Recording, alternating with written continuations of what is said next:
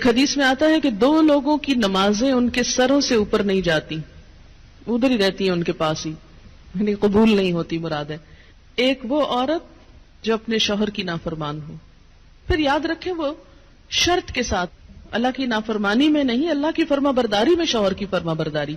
اللہ تعالیٰ کی ذات اوپر ہے، جو حکم شوہر کا اللہ کی مرضی کے مطابق ہوگا اس کو ماننا، لیکن ایک بات اللہ کی مرضی کے مطابق ہے لیکن شوہر کی بات نہیں مانی جا رہی، تو ایسی عورت کی نماز اس کے سر سے اوپر نہیں جاتی۔ اور دوسرے اس غلام کی نماز جو اپنے آقا سے بھاگ جائے جب تک کہ واپس نہ آ جائے۔ ایک اور حدیث میں آتا ہے عورت شوہر کے معاملے میں کسی دوسرے کی بات نہ مانے، کسی دوسرے کی، حتیٰ کہ پیرنٹس کی بھی۔ آپ کو پتا ہے کہ والدین کی اطاعت فرض ہے۔ اللہ تعالیٰ نے قرآن پاک میں کیا کہا؟ اللہ کی عبادت کرو اور ماں باپ کی بات مانو۔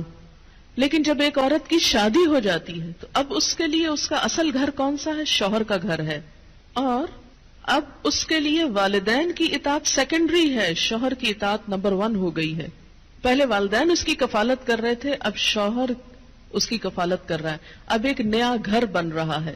اس کے ڈسپلن میں کیا ہے کہ بیوی شوہر کی بات مانے، نہ کہ میکے کی ڈکٹیشن لیتی رہے روز ٹیلی فون پر، کیونکہ بہت آج کل جتنے کمیونیکیشن کے ذرائع بڑھ گئے اتنے ہی مسائل بڑھ گئے، اور اس کی ایک بنیادی وجہ کیا ہے کہ اچھے مشورے تو کم ہی ملتے ہیں، زیادہ تر ٹیلی فون بھی غیبت پروموٹ کرنے کا ذریعہ بن گئے۔ ایک دفعہ عورت ہو کے آتی ہے میکے سے تو موڈ بدلا ہوا ہوتا ہے۔ تو ایسی صورت میں اصل حکم کیا ہے کہ شوہر زیادہ اہم ہے۔ اب اس کی بات مانی۔ اور یہ کیوں اتنا سخت ڈسپلن رکھا گیا؟ کیونکہ جب تک ایک عورت کی وفاداری اس کے اپنے گھر سے نہیں ہوگی، گھر نہیں بنے گا۔ وہ بات میں ادھر بھاگی جا رہی ہے، یہ گھر خراب ہو رہا ہے۔ اب اس کی اہمیت، اس کی زیادہ اہم ڈیوٹی کیا ہے کہ اب وہ نئے گھر کی تعمیر کرے، اس لیے کہ شوہر نے مہر بھی دیا ہے، گھر دیا ہے، سب ضروریات پوری کر رہا ہے۔ اب آئندہ اللہ تعالیٰ نے ایک نئی نسل لانی ہے، ان کی تربیت ہے، ان کا کام ہے، اتنی ذمہ داریاں آنے والی ہیں۔ اب چھوڑو دھیان پیچھے کا، اب آگے کا سوچو، قدموا لانفسکم۔ تو اس لیے، اور اللہ سے بڑھ کر ہمارے لیے مہربان، ہمارے لیے محبت کرنے والا، 70 ماؤں سے بڑھ کے پیار کرنے والا اور کون ہو سکتا ہے؟ یہ مشورے وہ ہم کو دے رہا ہے، یہ رہنمائی وہ ہمیں دے رہا ہے، جو بظاہر ہمیں کڑوی نظر آتی ہے لیکن اسی کڑوی گولی میں شفا ہے۔ تیسری چیز، مال کی، گھر کی حفاظت، پیسے ضائع نہ کرے۔ یہ نہیں کہ شوہر کے گھر، شوہر کے مال اور شوہر کی تنخواہ اور شوہر کی پراپرٹی میں سے چھپ چھپا کے میکے والوں کو مت بھیجتی رہے۔ بہت سے فساد اس وجہ سے ہوتے ہیں کہ سسرال کو دینے کے لیے تو نمبر 2 مال ہوتا ہے، اور میکے کو بھجوانے کے لیے پسندیدہ چیز۔ قدرتی بات ہے کہ انسان کی جو اٹیچمنٹ ہوتی ہے وہ ماں باپ سے بہت زیادہ ہوتی ہے۔ ایک ایسی خیرخواہی ہوتی ہے جس میں دنیا کی کوئی دوسری چیز شریک ہی نہیں ہو سکتی۔ ظاہر ہے جنہوں نے جنم دیا، جنہوں نے پالا پوسا، ان کے ساتھ محبت اور خیرخواہی کیسے نہ ہو، وہ تو ہوگی، لیکن اس کی بھی حدود ہیں، وہ حد سے آگے نہیں بڑھنی چاہیے کہ شوہر کما کے لائے اور ہر وقت عورت شکوہ کرے، پورا ہی نہیں پڑتا، ہوتا ہی نہیں، ہے ہی نہیں، یہ بھی نہیں، وہ بھی نہیں، وہ بھی نہیں، اور پیسے بٹورتی چلی جائے اور ادھر سے چھپ چھپا کے دوسری طرف دیتی چلی جائے۔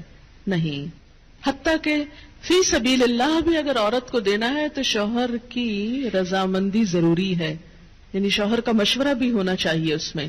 تو کسی عورت کا اپنے شوہر کو حقیر سمجھنا یا اس معنی میں ایکول سمجھنا کہ گھر کی کنگڈم میں وہ اپنے آپ کو بالکل برابری کے اس طرح درجے پر رکھے، وہ للرجال علیہن درجہ کو کنڈیم کرے اور شوہر کی کوئی بات چلنے نہ دے اور کہ ہر بات اور ہر حکم میرا چلے گا، تو یہ نشوز ہوتا ہے۔ نشوز کا مطلب ہے اٹھنا۔ وہ پیچھے جو فالصالحات و قانتات ہے نا، تو قانتات میں کیا ہے؟ عاجزی، اور نشوز کیا؟ اس کا اپوزٹ۔ تو وہ عورت کا جو رول ہے سبمسو ہونے کا، وہ چھوڑ کر وہ دوسرا رول ادا کرنے لگے۔ تو اللہ نے جب مرد کو قوام بنایا اور ان کے لیے ایک درجہ رکھا، گھر کی کنگڈم میں انہیں ہیڈ قرار دیا، تو اس کے لیے ضروری تھا کہ ان کے پاس اتھارٹی بھی ہو۔ اور پھر دوسری بڑی بات یہ کہ وَبِمَا أَنفَقُوا مِنْ أَمْوَالِهِمْ، وہ اپنے مال میں سے خرچ کرتے ہیں۔ تو جو مال خرچ کر رہا ہے اس کا حق ہے کہ پھر گھر اس کی مرضی کے مطابق بھی ہو. اگرچہ عمومی طور پر تو کیا ہوتا ہے، وہ لا کے مال بیوی کو دے دیتا ہے اور وہ جیسے چاہتی ہے خرچ کرتی ہے. اب اس کا یہ مطلب نہیں کہ عورت اپنے شوہر کے مشورے کے بغیر جو چاہے مال کو جس طرح چاہے لوٹائے، جو چاہے کرے. نہیں، پھر گھر کی خوشحالی کا انحصار اس بات پر ہے کہ عورت اپنے شوہر سے مشورہ کرے. فالصالحات، پس نیک عورتیں، صالح عورتیں، ان کی سب سے بڑی خوبی کیا ہے؟ ایک نیک عورت کی سب سے بڑی خوبی قانتات، اطاعت گزار ہیں، بات مانتی ہیں. قنوت کا ترجمہ دو چیزیں ہوتی ہیں، ایک عاجزی اور ایک دوام. عاجزی کے ساتھ اطاعت اور مسلسل اطاعت. یہ نہیں کہ جب کوئی مرضی ہو، مقصد ہو، کوئی ضرورت ہو تو خوشامد کر لی اور اس کے بعد تو کون اور میں کون. نہیں، فالصالحات قانتات، نیک عورتیں شوہروں کی تابعدار ہوتی ہیں، اطاعت گزار ہوتی ہیں، فرما بردار ہوتی ہیں. اس کی وضاحت نبی صلی اللہ علیہ وسلم کی ایک حدیث بہت اچھی طرح کرتی ہے. ابن ماجہ کی روایت ہے. آپ صلی اللہ علیہ وسلم نے نیک بیوی کی خوبیاں بیان کرتے ہوئے فرمایا، مومن کے لیے خوف خدا کے بعد سب سے زیادہ مفید اور باعث خیر نعمت نیک بیوی ہے. جب وہ اس سے کسی کام کو کہے تو خوشی سے کر دے، جب وہ اس پر نگاہ ڈالے تو اس کو خوش کر دے. یعنی بیوی کا حال حلیہ بھی ایسا ہونا چاہیے کہ جو شوہر کو خوش کرے، نہ کہ گھر میں میلی کچیلی اور ساری زیب و زینت بازار کے لیے. اور جب وہ اس کے بھروسے پر قسم کھا بیٹھے تو وہ اس کی قسم پوری کر دے. جب وہ کہیں چلا جائے تو وہ اس کے پیچھے اپنی عزت و آبرو کی حفاظت کرے اور شوہر کے مال اور اسباب کی نگرانی میں شوہر کی خیرخواہ اور وفادار رہے. تو یہ ہیں ایک اچھی بیوی کی خصوصیات جو نبی صلی اللہ علیہ وسلم نے فرمائی، جو اس آیت کی بہترین وضاحت کرتی ہیں. نمبر 1 اطاعت، اور اطاعت میں کیا کہ کوئی کام کہے تو خوشی سے کرے. اور نمبر 2 اگر وہ بیوی کے بھروسے پہ قسم کھا بیٹھے تو اس کی قسم پوری کر دے. اور اس اطاعت میں صرف یہ اطاعت ہی نہیں آتی کہ وہ کہے کھانا لا دو تو لا کے رکھ دے، اور وہ کہے کہ بازار چلو تو ساتھ چل دے. اس اطاعت میں شوہر کی جسمانی ضرورت پوری کرنے کی اطاعت بھی شامل ہے، جسے بعض اوقات بہت سی پڑھی لکھی خواتین اپنے حق میں ایک ظلم سمجھنے لگتی. ایک دفعہ کہیں میری ملاقات ایک خاتون سے ہوئی، کیمبرج یونیورسٹی سے انہوں نے لاء میں ایم فل کیا تھا. تو مجھ سے کہنے لگی کہ میرا ایک مسئلہ ہے. میں نے کہا بتائیے. کہنے لگی کہ میرا شوہر مجھے ریپ کرتا ہے میری مرضی کے بغیر. میں نے کہا قانون پڑھ کے قانونی ٹرمز ہی گھر میں بھی استعمال ہوں گی. شوہر اور ریپ، میرا تو سر چکرا گیا. یہ بات بہت ڈھکی چھپی ہے لیکن چونکہ دین کا ایک حصہ ہے اس لیے بتانا ضروری ہے. بہت سے گھرانوں میں خرابیاں اور بہت سے گھرانوں میں لڑائیاں اور بدمزاجیوں کی جو روٹ کاز ہے وہ یہاں سے شروع ہوتی ہے، جسے کوئی نہیں کھولتا. نہ کوئی ماں بتاتی ہے، نہ کوئی استاد بتاتا ہے، نہ کوئی اور اچھا مشورہ دیتا ہے کہ اس معاملے میں اللہ نے شوہر کو حق دیا ہے اور عورت پر لازم کیا ہے کہ وہ شوہر کی اطاعت کرے.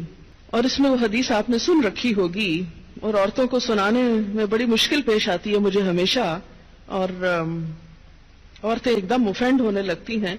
لیکن بات یہ ہے کہ چونکہ اللہ کے رسول صلی اللہ علیہ وسلم نے فرمایا ہے اور ہم ان کا نام سن سن کے روتے ہیں محبت میں اور نعتیں سن سن کے جھومتے ہیں، تو یہ حکم بھی آپ کا مان لینا چاہیے اور اس حدیث کو بھی سن لینا چاہیے اتنی ہی خوشی سے جتنی خوشی سے ایک نعت سنتے ہیں. نبی صلی اللہ علیہ وسلم نے فرمایا، جب مرد اپنی بیوی کو اپنے بستر پر بلائے اور وہ نہ آئے تو صبح تک فرشتے اس پر لعنت کرتے ہیں. بخاری کی روایت ہے، کتاب النکاح. ٹھیک ہے اس میں کہ اگر بیوی بیمار ہے یا اسے کوئی ایسی تکلیف ہے یا کوئی جینوئن ریزن ہے تو اس میں اللہ تعالیٰ اتنے بے رحم نہیں ہے کہ وہ دیکھ رہے ہیں کہ ایک عورت بخار میں پڑی ہے اور اس کا شوہر اس سے مطالبہ کر رہا ہے اور عورت نے نہیں مانا تو اس پہ لعنت بھجوانی شروع کر دی جائے. نہیں، یہاں ایک نارمل حالات کی بات ہے کہ ایک عام حالات میں ایک عورت اگر اطاعت نہیں کرتی یا بات نہیں مانتی اور اسی لیے ایک اور حدیث ہے، حضرت ابو ہریرہ کہتے ہیں کہ آپ صلی اللہ علیہ وسلم نے فرمایا اگر عورت کا خاوند اس کے پاس موجود ہو تو وہ اس کی اجازت کے بغیر نفلی روزہ نہ رکھے۔ تو گویا شوہر کی اطاعت نمبر 1 عام روزمرہ زندگی کے کاموں میں کوآپریشن، اطاعت بمانا کوآپریشن ہے۔ طوعاً کا مطلب ہوتا ہے خوشی سے کام کرنا۔ نمبر 2 اس کی خاص ضرورت یا تقاضے کو پورا کرنے میں اطاعت۔ ہاں، کہاں اطاعت نہیں؟ جب وہ کوئی حرام کام کرنے کو کہے، جب وہ کوئی ناجائز کام کرنے کو کہے، جب وہ اللہ اور اس کے رسول صلی اللہ علیہ وسلم کی مرضی کے خلاف کام کرنے کو کہے۔ لا طاعت لمخلوق فی معصیت الخالق، مخلوق کی اطاعت جائز نہیں خالق کی نافرمانی میں۔